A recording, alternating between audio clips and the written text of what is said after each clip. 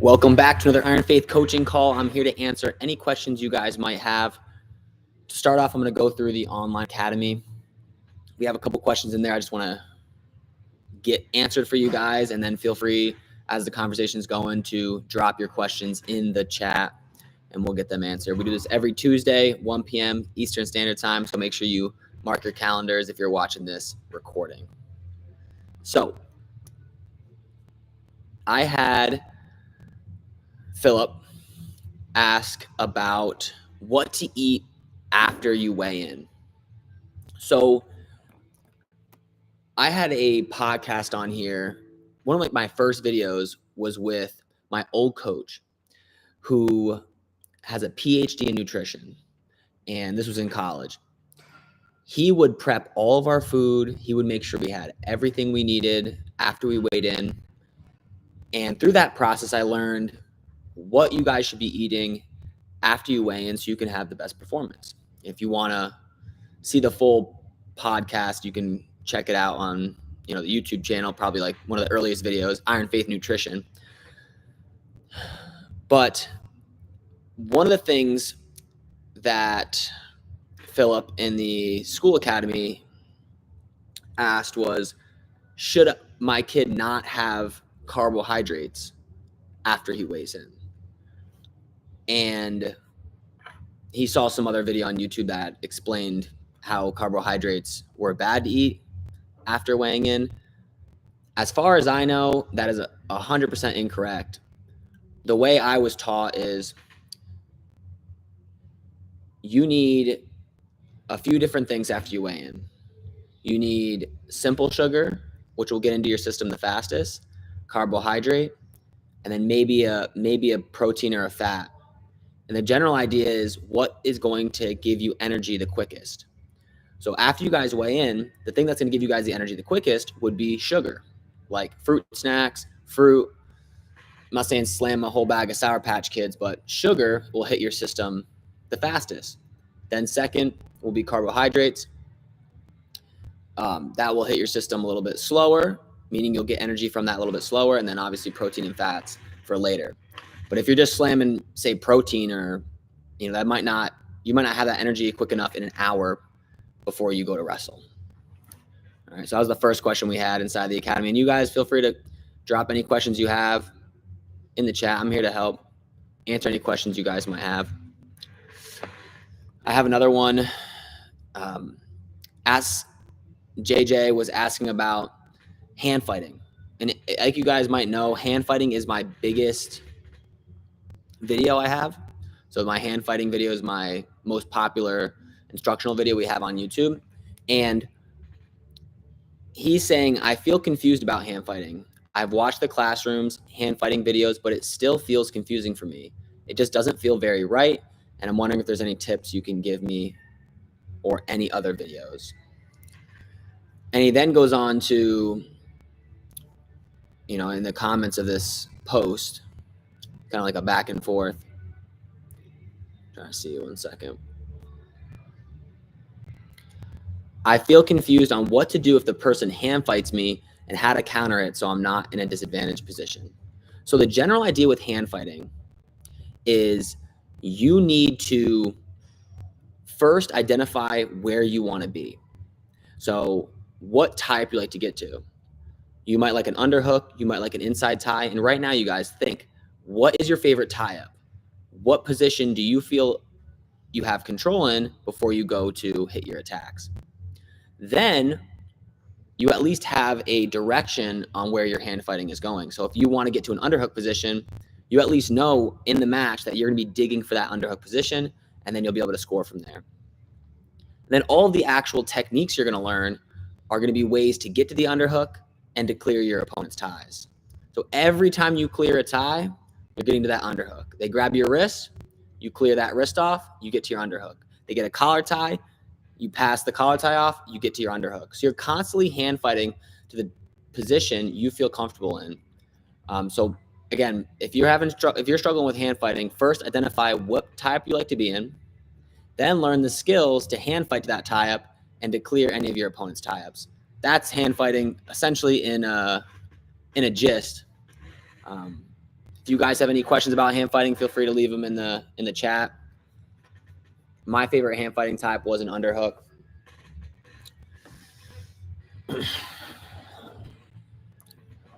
As far as like some updates, we got some. I have some topics. I'm gonna list some of the topics off of new videos I'm doing.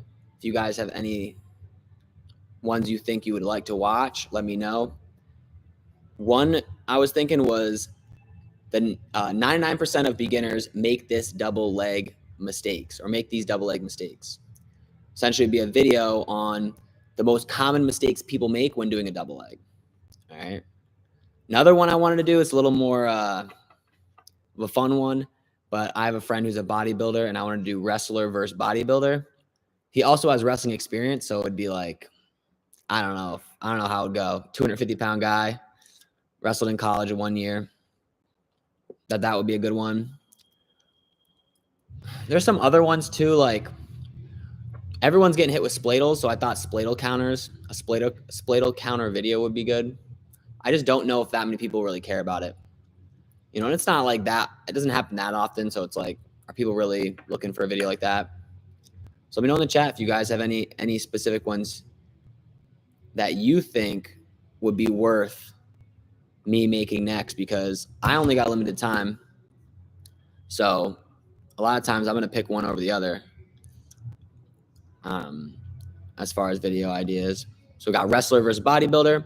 We got 99% of beginners make these double leg mistakes.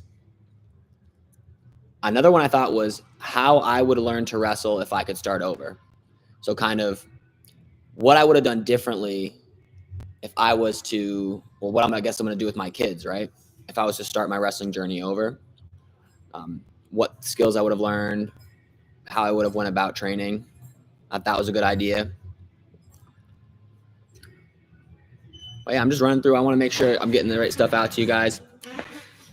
Go through some more questions though inside the academy. All right. JJ asks, I love the underhooks, but there's a problem. Every time I grab a hold of the underhook, my opponent is always able to step their leg across first before I can expect it and hip toss me, or they fireman's carry me. How can I fix this? So we talked about hand fighting a little bit earlier. First thing you have to do is identify the type you like. So you guys have to figure out what type you like. The second, or not the second thing, but another thing you have to be very good at is understanding what your opponent can do from those positions. So if you guys like the Russian tie, you need to know what options your opponent has to counter that. Not only just to defend it, but to take you down from there. For example, from the underhook position, you have fireman's carry people can hit on you. You have an inside trip people can hit on you. There's some other things. They can do some other throws as well. So it's understanding what your opponent can do from that counter tie, which is the overhook. So if you like underhooks, you got to know what people can do from an overhook so that as you're wrestling from that position, you're prepared and you're one step ahead of them going in for their attacks. In general, when I do underhook, I try to circle hip to hip and almost try to get my hip in front. I'm also not hanging out in tie-ups too long. I'm setting my shots up. I know if I hang out in a tie-up, gives them the time to set up their shots. But I like going for the underhook specifically, circling hip to hip. That counters the firemen's because they have to face me to hit the firemen. So I constantly circle hip to hip. And then if I step in front, I won't get thrown. So if we're hip to hip, I have an underhook, he has an overhook. He can throw me with the overhook if he steps in front. I can throw him with the underhook if I step in front. So I'm normally kind of working my hips in front, almost like I'm going for a hip toss. So that is just a good note for you guys. There's a lot of if you like the inside tie video, go watch the elbow tie video because that's the opposite tie up, and see what options your opponent has. If you like the underhook video, go watch the overhook video, right? If you like collar ties, go watch the over tie video. Understand what people can do from these positions so that when you're about to attack, you're prepared for their counters. You at least know you're aware of them, right? All right. All right, we got a question from Brendan. Whenever I shoot a double or a single, I always get sprawled on, and I can still finish it, but it takes some time because I'm not very good at driving. Would there be anything I can do to make my driving better so that I don't get sprawled on?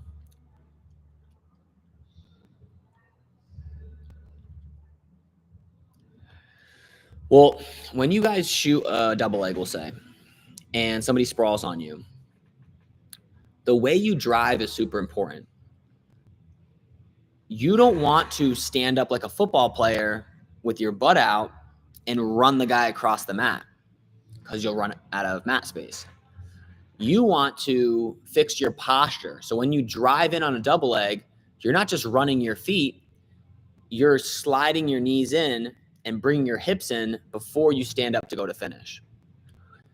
And you're also, unless it's a blast double, so blast double is a little different. If your head's in the chest, you do kind of run them straight over. But in a traditional double, your head's on the outside, your knee sliding in is the driving in. Your knee sliding in to fix your posture, cutting a corner, and then running your feet and finishing. So make sure your technique is correct as you're going to finish these, as you're going to drive in the double leg position. Like I was saying earlier, one of my topics, I think it might be one of the next ones. 99% of beginners make these double leg mistakes. I have 5 already. I'm kind of planning it out a little bit. But there's a lot of like common mistakes people make, and a lot of people don't teach the details on it.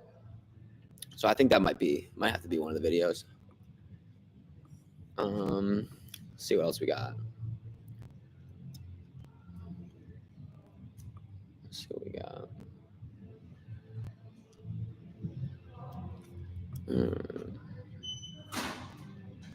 Lucas says he's having trouble finding what he's good at. I'm a first-year sophomore wrestler. I finished the folk style season 4-3, but I placed 3rd in freestyle tournament. I don't really know what I'm good at. I tried kind of everything, wrestling from outside, from tieups, but I'm equal at both. I'm not really powerful on tieups. I'm not really fast from the outside. So it's leaving me confused as what I should work on. The only thing that I've noticed is I have a good gut wrench and chest wrap. My build is 5'7", 160. Okay. Couple things with that. One, you're not going to be good at something until you spend time doing it. So if you're jumping from one thing to another, like I'm going to do inside ties, then underhooks, then I'm going to do leg riding, then arm bars, then cradles, and you keep jumping from one thing to another and don't spend enough time on a specific technique and position, you won't progress. So that's the first thing. Just pick something, okay? Second thing, I mean, that's the main thing. If you're an average build, right? If you're like average height, average weight, you have the ability to hit a lot of different techniques, right? If you were like short or tall, I would give you advice on maybe focusing on certain techniques over other. But if you're average build, I mean, you're kind of in between, right? As far as wrestling from the open versus tie-ups, you must be good at tie-ups. I think a big misconception people have is they pick, hey, I like wrestling from the open, right? And when they wrestle from the open, they never develop any tie-ups, and it's kind of easy to defend somebody who only wrestles from the open. If you're always wrestling from space, I would easily be able to down block and make sure you don't get to my legs. But if you combine tying up and wrestling from space, you're going to open up shots a lot better. Because when you go to tie up, that's actually one of the best opportunities to shoot, because your opponent goes to reach up to tie up with you, exposing their legs, and you can shoot on them. So hopefully that gives you a little bit of advice, Lucas. And if you guys aren't part of the online academy, let me post that in the chat real quick for you guys. We have over 8,000 people inside. I can share my screen quick too to show you guys kind of what it looks like. I'll post that right there. That's my online academy. I'll answer Matt's question though. So what are some techniques to focus on as shorter wrestler? If you're a shorter wrestler, I think attacking the hips. What I mean by that is stuff like this is just this is my opinion or whatever, but stuff like low singles where you're low on a leg are hard to finish because you don't have the ability to reach to the second leg. In general, in order to get a takedown, you need both legs. So if you're shooting low on a leg and you have to reach the other leg that's really far away and you're short, it's going to be tough to reach that second leg. Instead, I'm going to hit techniques. I personally think like high crotch is a great technique for a short wrestler. High crotch, getting up to your feet and finishing on your feet. Very, very nice. Single legs are a little bit more difficult, especially on your feet, because you don't have the same height. So when you pick somebody's leg up, if you're short, when you pick it up, they don't even feel off balance at all. You can really do what you want, but in general, shorter person, I like high crotches a lot. I like closing the gap. So hand fighting and getting in closer with the person, that's going to make a big difference. I would avoid like ankle picks. Really, I don't think they're that. I think they're kind of tougher to hit. Low singles. On top, there's certain techniques that you're going to struggle to do. I think leg riding and cradles are a little better for taller guys. I think tilts work great for shorter guys. You can get their arm like a roll through tilt. It's really nice because you're strong and it's hard for them to break that grip. So those are my recommendations. If you're going to go escape, I still do tripod, but watch out for the cradles a little more when you're on bottom because your knee is going to be closer to your head, right? But yeah, hopefully that helped. Yeah, let me show you guys what we got going on. This is our online academy. I posted the link right in the chat. I don't know if you guys can see. You should be able to, yeah. Yeah, we got the community section. This is where I'm pulling all the questions from. All right, safest tie-up, Chuck asked. Answer that. We got ability for match reviews as well. All right, we got people getting their matches reviewed on here. The classroom section has everything organized for you guys. So if you like neutral offense, you go to your specific control tie, leg attack. You can check out the full video on there. You have a map of we got a map of everyone who's part of the academy. You can go make a friend, zoom in, chat with one of the people that are local to your area. Maybe set up some training partners. But yeah. And then we also have like it's for free, and there's obviously an upgrade where if you wanted to get additional. But yeah. Definitely I would definitely recommend you guys jumping on that free online academy and getting as much value as possible. I'm doing these calls every Tuesday, 1:00. So if you want to get your questions answered during the week, you want to get your matches reviewed, you want to get access to the instructional videos, it's definitely the place to be. And Matt, if you're still on, let me know if you have any follow-up questions or if that's kind of it for that question.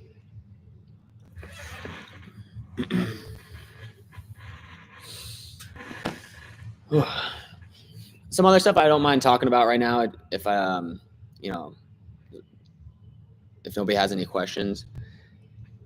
It's just things that I've been learning. So I started Iron Faith Academy, we have 2 locations, but we started Iron Faith about 5 years ago. And I started right out of college, no coaching experience. So I started right into to running a wrestling club. And over these years, I've continued to develop, hey, what's working, what's not working. Right now, we aren't the best club in the country. We're not the best club in the world, which is our goal. And I'm going to have to continue to adapt as a coach to make improvements on the practices, on the way we motivate people, on the culture, on the business side, obviously, to figure out what works and what doesn't.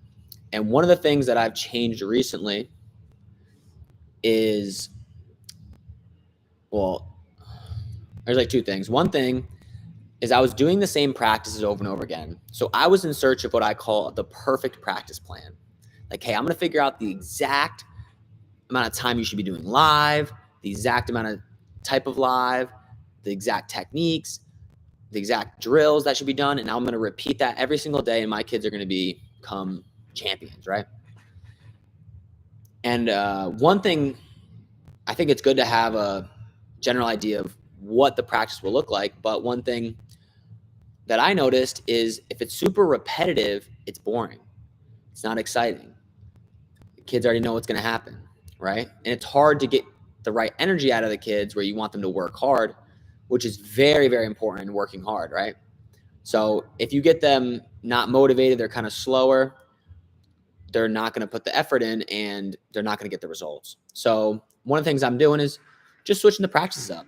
I don't think there is a perfect practice plan. I think the better route is, switching the practices up here and there. Maybe doing one day where you do live the entire time, right? I think the outside factors are more important than the exact way you run a practice. Are you able to motivate these kids? Are you able to get them to buy in and put a lot of effort? Are you able to make them come to every single practice, to do extra work, to go lift?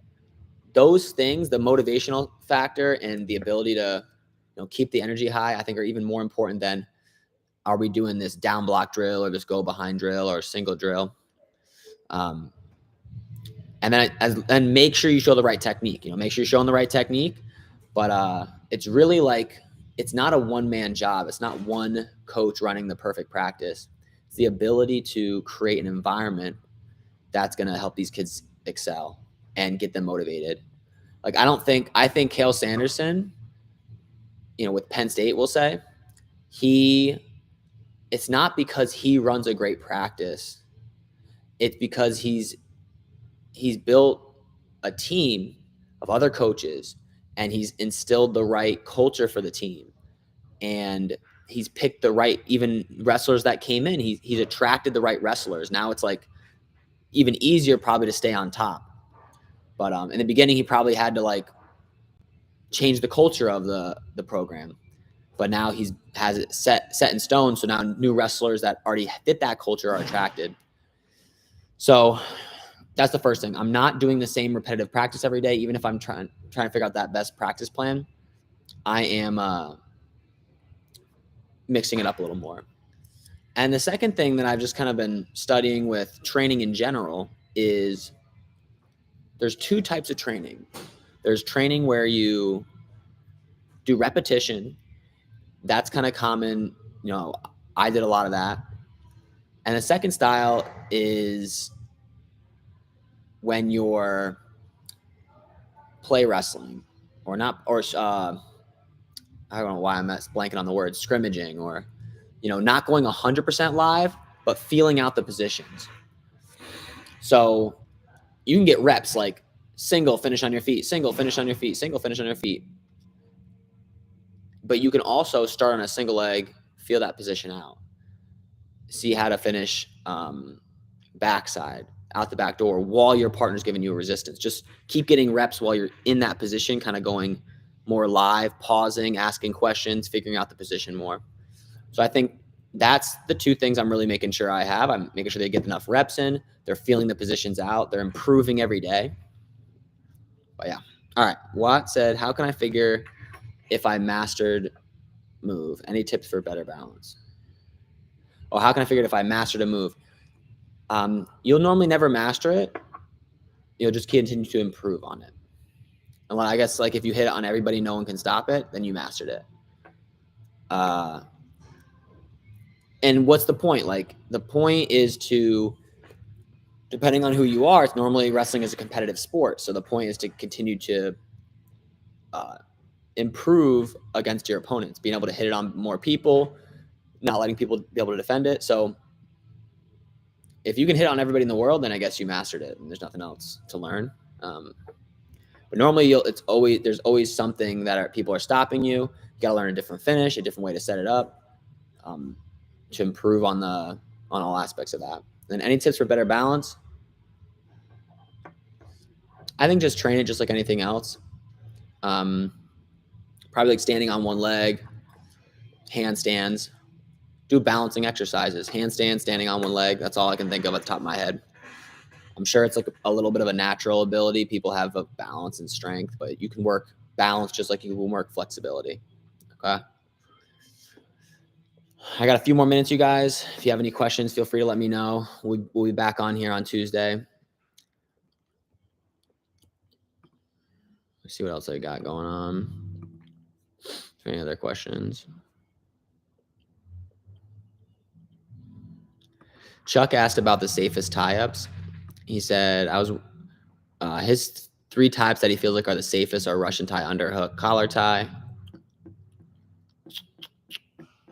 Definitely Russian tie is super safe because there's not many defenses. Underhook's pretty safe.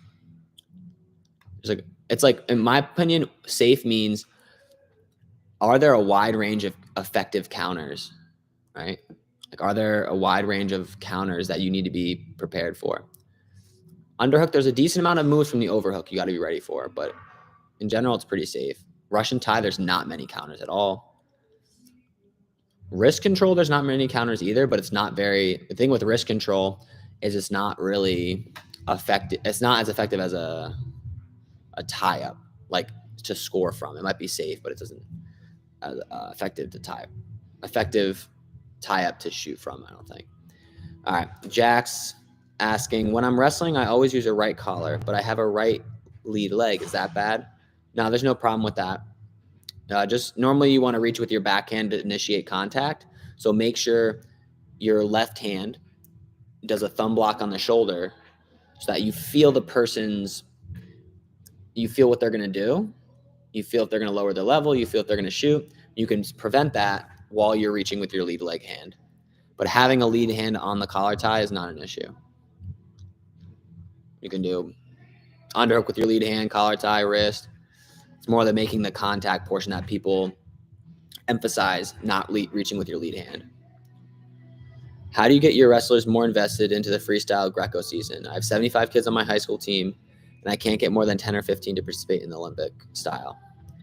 Hey, Ron, I definitely understand that. I'm on a similar page, and we don't have people drop off. All right, so I run clubs, like not a high school, but we didn't have people drop off. But we need more. We need more investment for sure. I think there needs to be competition, Ron. Like, they need to be going for competitions, and hopefully there's appropriate level competitions in your area. That's the thing we struggle with the most, right? Like, there are not a ton of freestyle and Greco-Roman tournaments in the New England area. So but there are folk style. So we end up like training freestyle, but there's folk style tournaments in the area. It's kind of like a weird thing for us, but I would recommend finding places to compete in and, prepping them beforehand, saying how much better it's going to help their folk style out, having fun with it, maybe showing throws, and then if somebody's like, oh man, I don't really want to do it, I don't think it's going to help me out, just say, then work on your neutral. Who cares about at least work on your neutral. Maybe you don't like the mat work, but like some of the kids are like I don't. And the other thing too is like, I like folk style better than freestyle anyways. So when a kid comes up to me and goes, oh man, well, I like folk style better, like I don't really want to do this, it's like, that's totally fine. I like folk style better too, but you're gonna do it. It's like, not doesn't mean you don't do it just because you like one style better than the other. So I would plan out a competition schedule for them. That'd be my first bet, but I'll keep letting you know as things change.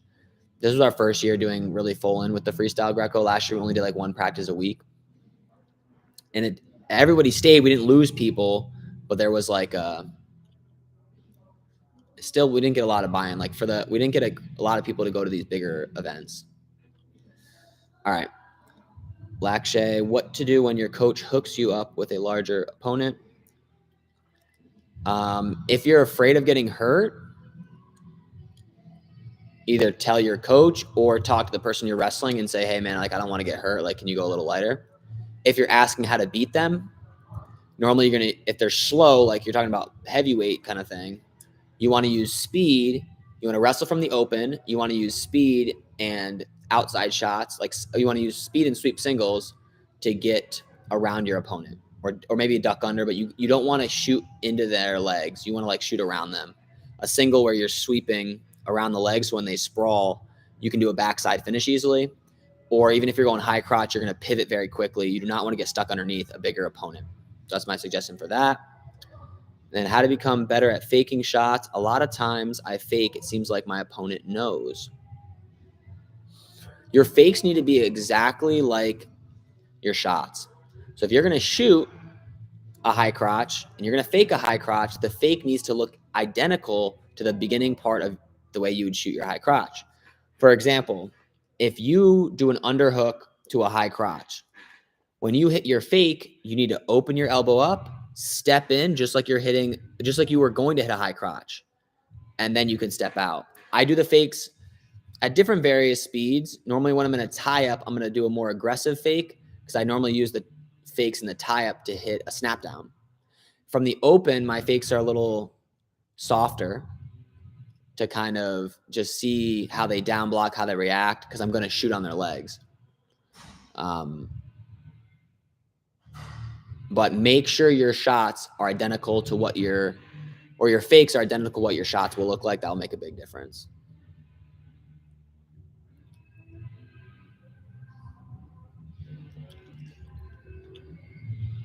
All right. That's all I got for today, you guys. I look forward to seeing you guys next Tuesday, 1 o'clock. And yeah, I've got some exciting new instructional content coming out for you guys. So be on the lookout for that. And have a great rest of your week.